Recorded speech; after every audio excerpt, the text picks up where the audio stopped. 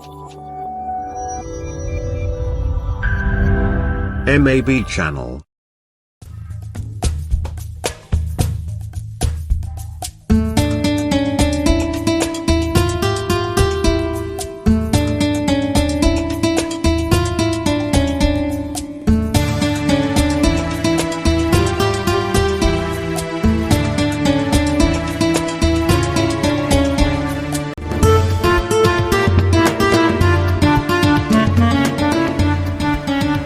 Assalamualaikum warahmatullahi wabarakatuh.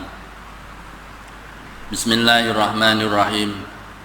Subhanakallahumma Rabbana la ilma lana illa ma 'allamtana innaka antal alimul hakim wa tub 'alaina innaka antat tawwabur rahim wa taqabbal minna innaka antas samiul alim wa 'allimna min ladunka ilman nafi'a ya dzal jalali wal ikram.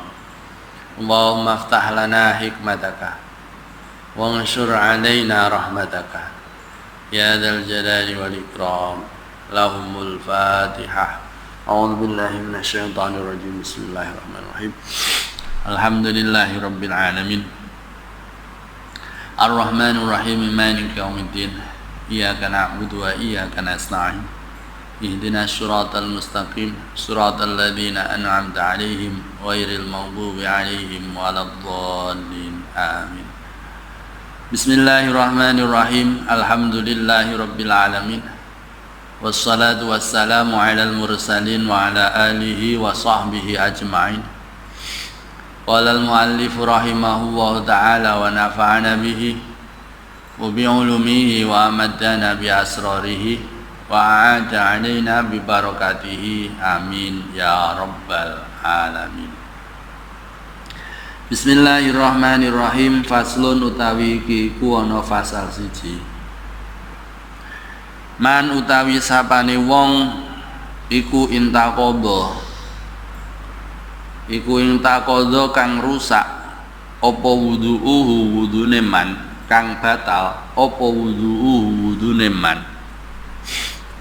Haruma mongko haram alaihi ing atase man apa arba'atu asya'a papat pira-pira suwiji-wiji. As-sholatu yaiku salat, wa tawafu lan tawaf, wa masul mushafi lan gepok mushaf, wa hamluhu lan nggawa mushaf. Titik sampai di situ. Artinya barang siapa tidak punya wudu atau batal wudunya, maka haram baginya 4 perkara. Yang pertama sholat, yang kedua tawaf, yang ketiga memegang mushaf, yang keempat membawa mushaf. Yang pertama adalah sholat. Orang yang tidak punya wudu haram sholat, baik itu sholat sunnah, sholat jenazah, ataupun sholat wajib fardu maktubah itu. Berdasarkan sabda Nabi Muhammad sallallahu alaihi wasallam, la yaqbalu waha sholata ahadikum idza ahdasa hatta yatawaddoa. Allah tidak akan menerima salat salah satu di antara kamu sampai ketika hadas, sampai engkau berwudu. Maksudnya adalah Allah tidak menerima salat salah satu di antara kita ketika berhadas sampai berwudu. Ingat, Allah tidak menerima kecuali ada ketentuan-ketentuan khusus. Orang yang tidak boleh bersuci sama sekali, atau dalam bahasa fikihnya faqidut tahurain, yaitu orang yang kasepen atau tidak bisa tidak diperbolehkan menggunakan dua alat bersuci, yaitu tidak bisa menggunakan air dan tidak menggunakan debu. Tidak ada air dan tidak ada debu sama sekali. Menggunakan air untuk wudhu, debu digunakan sebagai ganti dari wudhu. Debu digunakan, tayamum digunakan, debu digunakan untuk tayamum sebagai ganti dari wudhu, itu loh maksudnya. Nah, kalau orang yang tidak bisa, orang yang tidak bisa menggunakan dua alat bersuci tersebut, atau memang betul-betul tidak ada debu dan tidak ada air sama sekali yang digunakan untuk berwudu, maka boleh sholat. Tapi sholatnya adalah dengan sholat sunnah. Sholatnya adalah sholat li hurmatil waktu, bukan sholat sunnah. Sholatnya adalah sholat li hurmatil waktu. Li hurmatil waktu wa yaqdi idza aqdara ala hadima. Dan ketika dia nanti sudah mampu atau sudah ada air atau sudah bisa menggunakan air atau sudah ada debu atau sudah bisa menggunakan debu, maka sholat-sholat yang dilakukan ketika tidak ada air dan tidak ada debu tadi itu diqadha. Seperti orang yang sholat di pesawat terbang, itu tidak ada debu di sana, juga tidak ada air yang digunakan di pesawat itu tidak cukup kalau digunakan untuk berwudu. Musabal di sana itu digunakan, dipersiapkan hanya untuk buang air kecil atau buang air besar.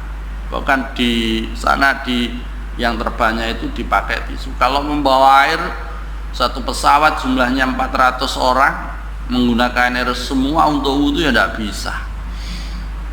Begitu juga mau tayamum di mana? Di sana tidak ada debu. Di pesawat itu tidak ada debu. Bagaimana sholatnya? Maka sholatnya itu adalah sholat faqidut tahurainin, yaitu sholatnya orang yang tidak ada debu dan tidak ada air. Masa kita membawa debu dari bawah? Buat apa? Buat nanti untuk tayamum ketika di pesawat. Tidak mungkin. Atau bawa air sendiri juga tidak mungkin. Tidak mungkin. Kita mau tayamum di joknya pesawat, ya tidak mungkin. Tidak ada debu di sana. Yang kita buat tayamum apa? Ya itu tidak ada debu dan tidak ada air, maka itu namanya adalah faqidut tahuraini. Kalau orang yang faqidut tahuraini, sholatnya hanya boleh untuk sholat fardu saja. Fayusolli al fardhu dunan nafli li hurmatil waqti fayaqdi idza aqdara ala hadima. Tuh. Dan semakna dengan sholat adalah khutbah. Sekali lagi, semakna dengan sholat adalah khutbah. Orang khutbah juga harus dalam keadaan suci. Tidak boleh hadas khutbah. Dan dua sujud, yaitu sujud tilawah dan sujud syukur. Sujud syukur katanya sujud syukur wudu dhisik. Atau sudah punya wudu, mendapatkan nikmat yang besar, sujud syukur. Yang salah kaprah itu biasanya dapat nikmat langsung sujud. Itu bukan sujud syukur, tapi sujud gitu aja. Kalau sujud syukur yang disyariatkan itu adalah orang yang bersuci, karena sujud syukur itu termasuk ibadah. Ibadah itu bentuk pengabdian diri kepada, bentuk abdinya hamba atau ibadahnya hamba kepada Sang Khalik, Sang Pencipta, Allah Subhanahu wa Ta'ala yang Maha Suci. Maka kita ketika beribadah kepada Zat yang Maha Suci, kita harus dalam keadaan suci. Keharaman yang kedua, orang yang tidak punya wudu atau batal wudunya adalah at-tawaf, baik itu tawaf wajib maupun tawaf sunnah, tawaf kudum. Karena apa? Tawaf itu sama dengan sholat. Bedanya kalau di dalam sholat itu tidak boleh bicara atau ngomong walaupun cuma satu huruf, tapi kalau di dalam tawaf boleh ngomong, asalkan yang diomongkan itu adalah perkara-perkara yang baik. Nah, at-tawafu bimanzilatis shalah illa annallaha ahalla fi an-nutqa faman nataqa fala yantiqu illa bi khairin. Sholat itu kedudukannya, tawaf itu kedudukannya sama dengan sholat. Akan tetapi Allah menghalalkan bagi seseorang yang tawaf untuk ngomong atau berbicara. Barang siapa berbicara di dalam tawaf, maka berbicaralah dengan baik, sesuatu yang baik. Tidak boleh ngerasani, apalagi sampai ngilok-ngilok wong, adu-adu dan lain sebagainya. Tidak boleh selama tawaf. Tapi yang terbaik kalau dalam tawaf itu digunakan untuk zikir. Nanti masalah tawaf dibahas pada waktu berikutnya. Yang nomor 2, keharaman ketika seseorang tidak punya wudhu adalah tawaf. Tawaf itu mengelilingi Ka'bah sebanyak 7 kali. Tempatnya cuma satu, yaitu di Mekah. Selain Mekah tidak sah tawaf. Dulu ada di daerah Banyuwangi itu mengklaim dirinya adalah Ka'bah. Atau kalau sekarang itu miniatur Ka'bah yang ada di Semarang itu juga ada. Itu tawaf di sana ya tidak sah. Itu bukan Ka'bah, tapi tiruan Ka'bah. Atau kalau menurut Ahlussunnah wal Jamaah atau menurut umat Islam, Ka'bah itu cuma satu, yaitu di Mekah. Apabila di selainnya maka tidak termasuk Ka'bah, dan itu tidak sah tawaf di sana. Yang nomor 3, ya, keharaman bagi seseorang yang tidak punya wudhu atau batal wudhunya adalah memegang mushaf. Sekali lagi, memegang mushaf. Megang itu gini, seandainya ini mushaf, maka kita pegang seperti ini. Kalau nyenggol dok, tidak masalah, itu lamsu. Memegang mushaf, ingat bahasanya bukan Al-Quran, tapi mushaf. Lah mushaf itu apa? Di situ dijelaskan bahwasanya yang namanya mushaf adalah kulluma kutiba alaihi Qur'anun lidirasatin. Segala sesuatu yang tertulis di dalamnya Al-Qur'an untuk belajar. Kertas. Ini kertas ya. Saya tulisi Qul huwallahu ahad. Qul huwallahu ahad, walaupun tanpa harokat. Qul huwallahu ahad, walaupun cuma satu ayat Qul huwallahu ahad. Ini namanya mushaf, dan orang yang tidak punya wudhu haram untuk memegangnya. Ini yang biasanya kita itu sembrono itu di sini. Yang biasanya kita itu tidak berhati-hati itu di sini. Atau di duding, kalau bahasa Jawanya itu duding. Duding itu apa bahasa Indonesia nih? Nah, itu biasanya untuk belajar Al-Quran itu biasanya memakai duding atau alat peraga. Ditulisi di situ Al-Quran.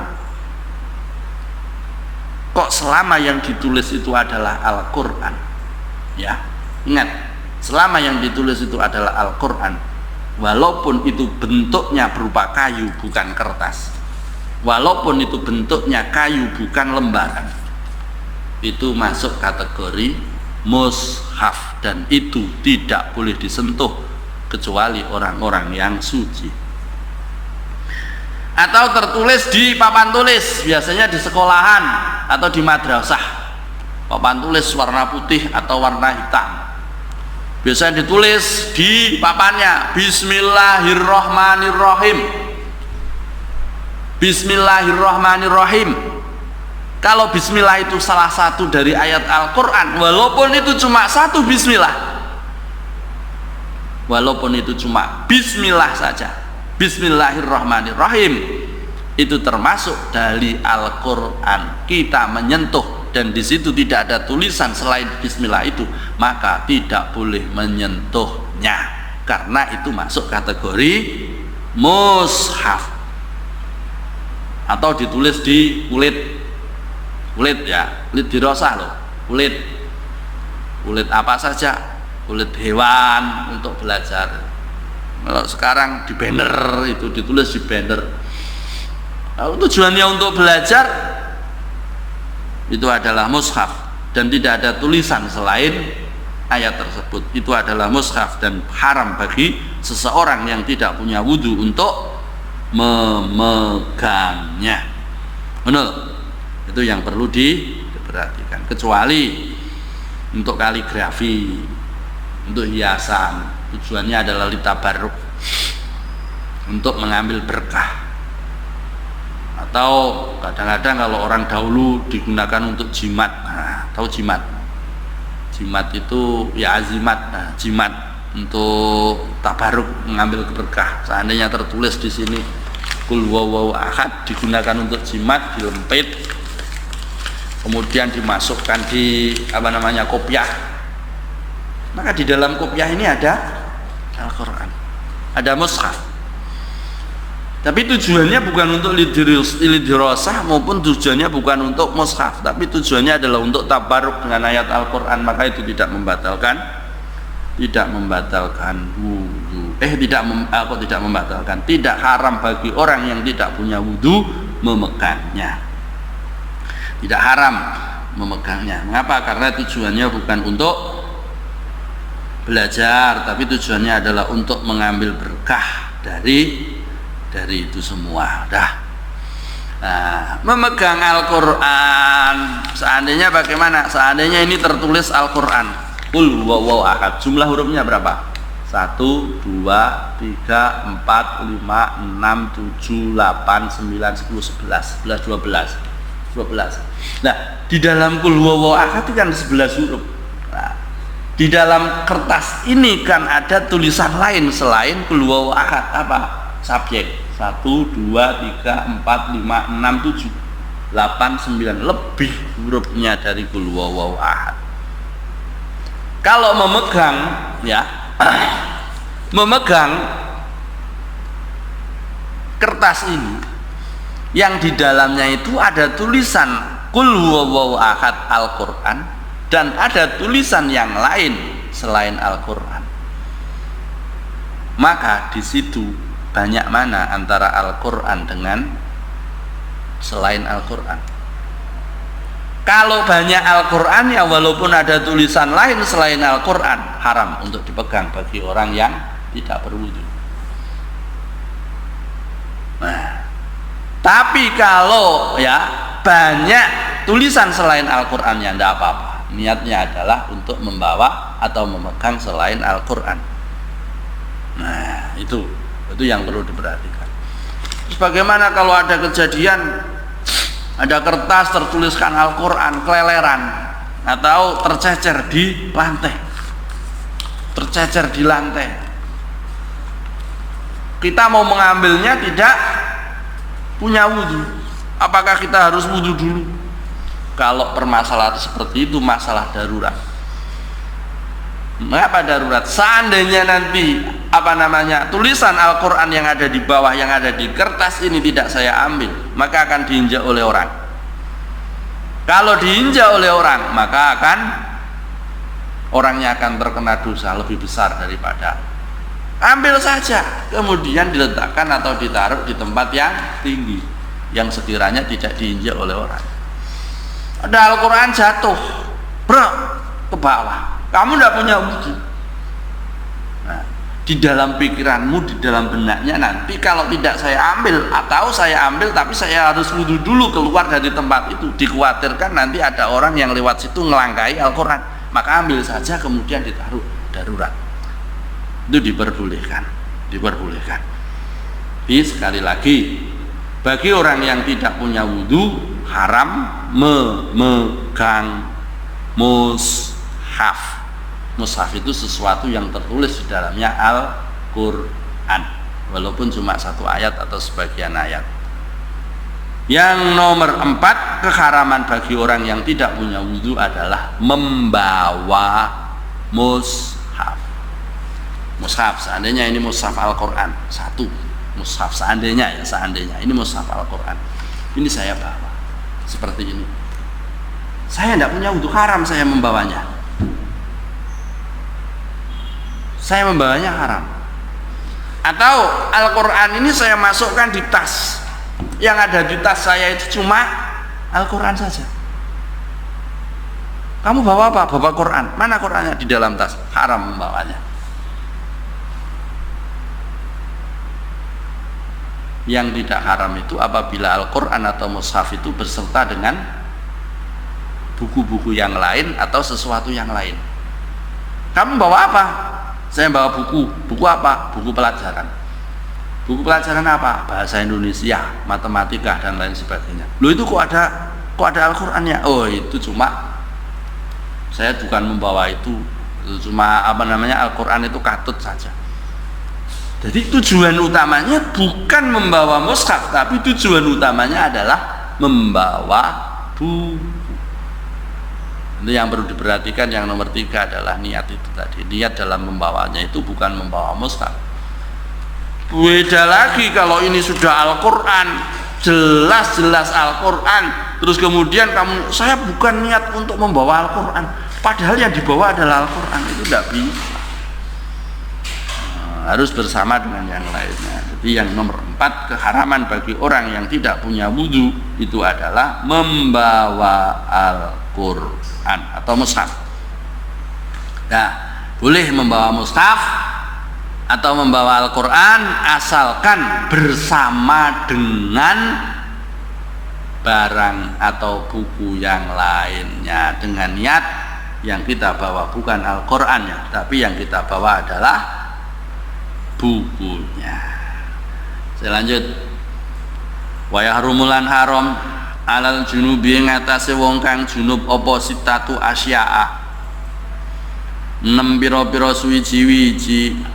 As-sholatu yaiku sholat, wa tawafu lan tawaf, wa masul mushafi lan gepok mushaf, wa hamluhu lan gawa mushaf, ya, wa hamluhu lan gawa mushaf, walu besulan meneng fil masjid ing dalem masjid, wa qiraatul qur'ani lan maca Al-Qur'an, wa qiraatul qur'ani lan maca Qur'an. Tadi orang yang hadas kecil. Nah, sekarang orang yang hadas besar, yaitu pertama junub. Junub itu dia yang menyebabkan hadas besarnya karena keluar sperma, itu junub namanya. Yang menyebabkan hadas besarnya karena masuknya kemaluan atau hasyafah ke dalam farji, itu junub. Nanti ada yang di bawah yaitu haid dan nifas. Orang yang junub artinya haram bagi orang yang junub 6 perkara. 1 salat, 2 tawaf, 3 memegang mushaf, 4 membawa mushaf, ditambahi 2 berdiam di masjid, yang nomor 6 membaca Al-Quran. Membaca Al-Quran. Ingat. Jadi kalau tadi sudah saya jelaskan di hadas atau hadas kecil atau sesuatu yang haram karena tidak punya wudhu, 1, 2, dan 3, 1, 2, 3, dan 4. Ini kalau orang yang junub ditambahi 2, yaitu diam di masjid dan membaca Al-Quran. Nah, yang pertama adalah diam di masjid.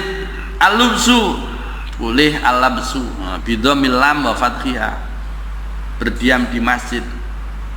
Masjid itu apa? Ma waqafa lis salat walau kana al-lubsu biqadri tuma'ninah. Sesuatu yang diwakafkan untuk salat itu namanya masjid. Tempat yang diwakafkan untuk salat itu namanya masjid.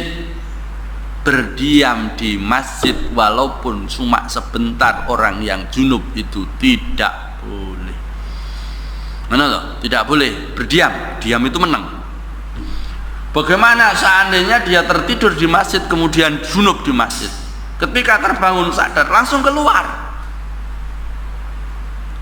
Terus bagaimana kalau dia itu tidak diam tapi cuma jalan lewat? Seandainya dia junubnya di sini masjid, dia mau mau ke kamar mandi, jalannya satu-satunya itu cuma ada di lewat masjid itu, maka kita berjalan, jalan loh, al-murur, bukan al-lubsu, bukan diam, jalan seret tanpa henti, jalan terus tanpa berhenti di tengah-tengahnya, itu tidak apa-apa, karena yang tidak diperbolehkan itu adalah al-lubsu, al-lubsu bukan al-murur.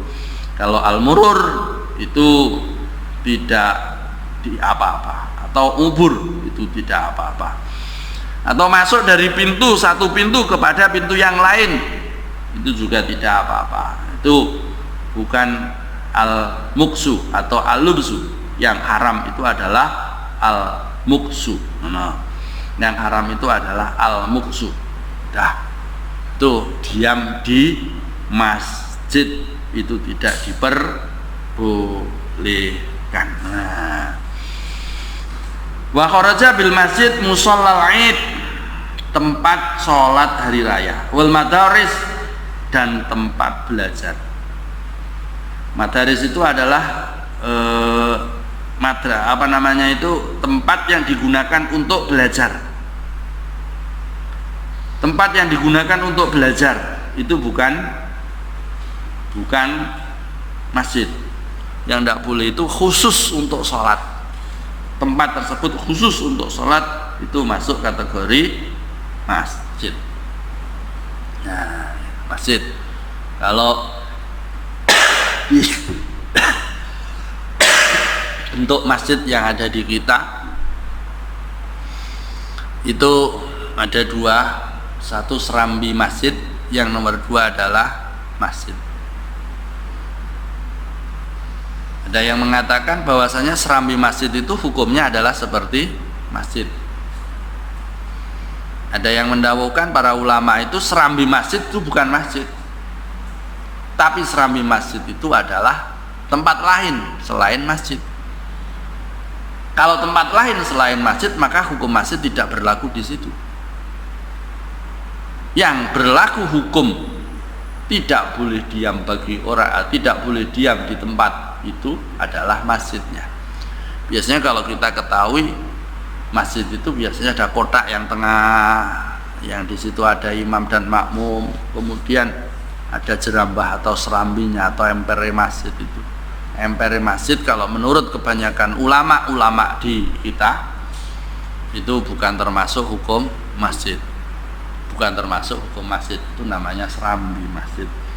Tapi ada juga sebagian ulama yang mengatakan itu masjid dan hukumnya seperti masjid. Nah, sekali lagi tambahan yang kedua, tambahan yang pertama, bagi orang yang hadas besar atau junub adalah berdiam di masjid. Tambahan yang kedua atau nomor 6, keharaman bagi orang yang junub adalah membaca Al-Quran. Sekali lagi, membaca Al-Quran. Tidak boleh membaca Al-Quran. Dalam sarahnya saya bacakan, wa syurita fi hurmatiha sab'atu syurutin. Disyaratkan dalam keharaman membaca Al-Quran itu ada 7 syarat. Al-awwal kaunul qiraah bil lafzi. Yang pertama, bacaannya itu dengan lafaz, talafut. Lafaz itu keluar suaranya. Kalau tidak keluar suaranya di dalam hati, tidak apa-apa. Atau isyarah wa misluhu isyarah. Isyaratul akhras wa kang bisu al mufhimah li ana isyarah muqtadun biha illa fi salasati abwabis salat wala tabdul biha. No. Kalau isyarah pakai bahasa isyarat. Itu juga tidak boleh bagi orang yang bisu atau orang yang berkebutuhan khusus, itu tidak boleh untuk talafut dengan itu semua. Nah, yang nomor 2, kaunul qari musmi'an biha nafsahu. Orang yang membaca Al-Qur'an itu mendengar. Tadi kalau di batin kalau di batin saja di dalam hati, maka tidak termasuk dalam ini atau boleh. Nomor 3, kaunuhu musliman faqaraja kafir fala yamna'u minal qira'ah li adami itiqadil hurmah. Adanya orang yang membaca itu adalah orang kafir, tidak apa-apa, atau ya tidak menjadi ibadah dan tidak menjadi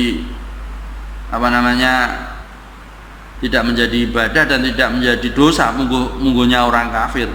Menurut orang kafir membaca Al-Quran, karena mereka beriktikad tidak ada keharaman, walaupun nantinya dia akan terkena dosa atau disiksa di neraka. Yang nomor 4, kaunuhu mukallafan. Orang yang membaca itu orang mukallaf. Anak kecil yang belum mukallaf bagaimana? Fa kharaja as-sabi wal majnun, kecuali orang masih kecil dan majnun. Tapi anak kecil itu hati-hati di dalam belajar Al-Quran. Kalau anak kecil yang sudah mumayyiz kita beri Al-Quran tidak apa-apa. Mumayyiz sudah saya jelaskan kemarin. Tapi anak kecil yang belum mumayyiz jangan sampai dikasih Al-Quran atau mushaf. Mengapa? Karena dikhawatirkan anak kecil yang dipegangi mushaf ini nanti mushafnya diinjek, kadang diduduki, karena belum bisa dia itu membedakan, oh ini harus dimuliakan, oh ini tidak boleh dimuliakan. Ya boleh-boleh saja anak kecil dipegangi Al-Quran, tapi dijaga jangan sampai Al-Qurannya jatuh ke bawah kemudian nanti diinjek. Jangan sampai Al-Qurannya jatuh ke bawah kemudian diduduki atau yang lainnya yang sekiranya tidak menghormati Al-Quran, yang sering-sering dan terjadi di kita atau kebanyakan masyarakat itu ya seperti itu. Ada tulisan Al-Quran dipegangkan anak kecil atau buku-buku belajar Al-Quran yang kecil-kecil yang di dalamnya tertuliskan ayat-ayat Al-Quran, bukan huruf loh, ayat-ayat Al-Quran dipegangkan ke anak kecil, kemudian di bawah, kemudian jatuh, kemudian diinjak, kemudian duduk dan seterusnya. Masya Allah, itu yang bahaya. Itu yang dosa adalah orang yang memberikannya, orang yang memberikan mushaf kepadanya. Anak kecilnya belum tahu apa-apa, tapi yang terkena dosa adalah orang yang memberikannya. Maka hati-hati terhadap anak kecil yang membawa Al-Quran. Jangan sampai anak kecil yang membawa Al-Quran itu menginjak Al-Quran atau menduduki Al-Quran. Yang nomor 5, kaunu ma utiya bihi Qur'anan haitsu qala qiraatul Qur'an. Yang dibaca itu adalah betul-betul Al-Qur'an. Al-Qur'an. Lain kalau bukan Al-Qur'an, cuma membaca bagian saja dari Al-Qur'an. Itu harus diperhatikan. Yang nomor 5, yang nomor 6, asadis al-qasdu lil qiraah wahdaha aw ma'adzikri awil qasdu li wahdiha la yu'nihi fa in qara'a ayatan li ikhtiyajin wa haruma wa in qasada adzikra aw utliqa ka anjaro al-qur'anu ala lisanihi min ghairi qasdin li wahidin minha fala yahrumu fa innahu la yusama qur'anan inda sharih. Yang nomor 6 yaitu mana tadi? Nomor 6, al-qasdu lil qiraah, menyengaja membaca Al-Qur'an atau menyengaja membaca tapi disertai dengan zikir. Itu tidak boleh. Kecuali orang yang membaca ayat di Al-Qur'an dengan tujuan zikir. Apakah ada? Contohnya Bismillahirrahmanirrahim itu termasuk salah satu dari ayat Al-Quran, tapi itu biasanya digunakan untuk berdoa. Kita membacanya itu tapi tujuannya adalah untuk berdoa, maka tidak apa-apa bagi orang yang junub membaca Bismillahirrahmanirrahim. Tujuannya bukan membaca Al-Quran tapi untuk berzikir. Yang terakhir asabi'u antakuna al-qira'ah naflan bi khilafi ma idza kanat wajibatan sawa'un dakhilas salat kafakitu tahurain. Yaitu bacaan yang dibaca itu adalah bacaannya itu adalah sunat. Nah, bi khilafi ma idza kanat wajibatan sawa'un dakhilas salat kafakitu tahuraini fala farqa baina ayaqsidal qira'ah wa yutlaqa masalan fatakunu qur'an indal itlaq. Nah, bacaan yang dibaca itu adalah bacaan sunnah. Kalau bacaan wajib apakah ada Quran itu bacaannya itu adalah bacaan wajib? Ada, yaitu membaca Al-Quran di dalam sholat itu wajib. Jadi keharaman di dalam orang yang junub itu ditambah 2, yaitu ditambah ditambah 1 diam di masjid, nomor 2 membaca Al-Quran. Rabbi fa'na bi barakatihim wahdinal husna bi hurmatihim wa amitna fi tariqatihim wa mu'afatim minhal fitani. Rabbi fa'na bi barakatihim wahdinal husna bi hurmatihim wa amitna fi tariqatihim wa mu'afatim minal fitani. Bismillahirrahmanirrahim. Allahumma inni astaudiuka ma'allamtanihi wardudhu ilayya inda hajati ilayhi wa la tunsinihi ya rabbal alamin. Allahumma inni astaudiuka ma'allamtanihi wardudhu ilayya inda hajati ilayhi wa la tunsinihi ya rabbal alamin. Allahumma inni astaudiuka ma'allamtanihi wardudhu ilayya inda hajati ilayhi wa la tunsinihi ya rabbal alamin. Al-Fatihah. A'udzubillahi minasyaitonir rajim. Alhamdulillahi rabbil alamin arrahmanir rahim. Shiratal ladzina an'amta 'alaihim ghairil maghdubi 'alaihim waladdallin. Amin. Wa akhiran wa muwaffiq ila aqwamit thariq. Assalamualaikum warahmatullahi wabarakatuh.